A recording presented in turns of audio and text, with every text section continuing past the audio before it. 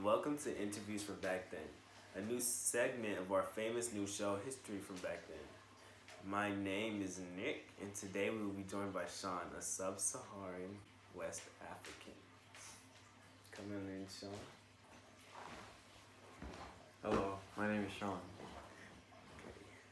So, Sean, let's get straight to it.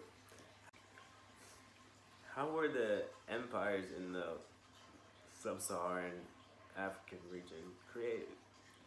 Well, it originated from the trade routes in West Africa and people from the Sahara Desert that were already there.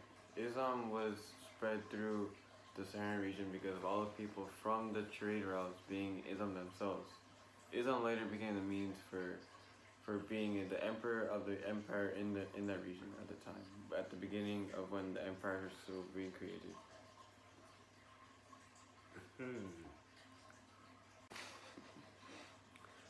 Interesting to hear.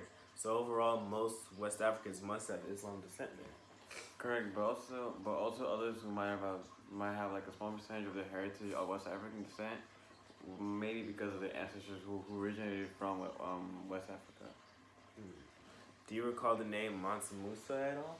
Of course, he was very famous for his extravagant pilgrimage to Mecca and also gave the kingdom of Mali wide recognition across the Dar al-Islam and served to increase trade connections across the Sahara. So that just comes to show how big of an impact trading was in this region. Yes. Now that we know what led to such a boom in the sub-Saharan region, what do you know about the people and how they lived? The migration of massive people across Africa, which protracted movement of people lasting about 2,000 years, disseminated iron-making technology across the continent. The effect on agriculture was profound. Sharp iron tools made reaping of crops much faster, allowing more to be grown. Some parts of the sub-Saharan African region experienced demographic changes. Making use of bananas, which was first brought to East Africa by Polynesian people, Bantu population increased to meet the needs of growing populations. Bantu-speaking people turned to irrigation and terracing techniques and experienced associated environmental effects.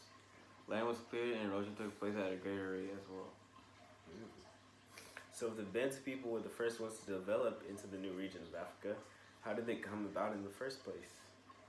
No one is fully aware how they came about or where they came from, but we do think it was most likely because of the famine or nomads finding a permanent location. Interesting to hear about the Bantu people. It must have been many that diffused across Africa, correct? Exactly. So how exactly did Islam get into a big role in the sub-Saharan region, or in Africa in general? Well, through commercial connections, Islam spread from India to Indonesia. Muslim merchants took the faith to the Philippines as well. Trans-Saharan trade was a means by which Islam spread to sub-Saharan Africa. The trade carried Islam, and Islamic civilization returned the favor by encouraging and protecting trade. Oh wow, so who exactly was so successful in spreading this religion to this region of Africa? It seems like they did a great job judging by the role you say Islam has there. It was Sufi missionaries who had the most success making converts among the people in sub-Saharan Africa. Their missionary zeal and their message of peaceful inclusivism made Sufism a major factor in the spread of Islam across Africa, Central Asia, South Asia, Southeast Asia. Well, peaceful interaction does sound like a great way to spread religion, and I guess it worked out in the end.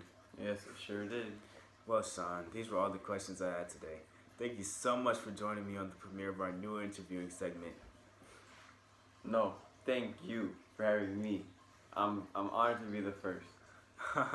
Okay, thank you, Sean. Thank you. Well, that was it, viewers. Thank you for joining the show, and I will see you next time on History Back Then.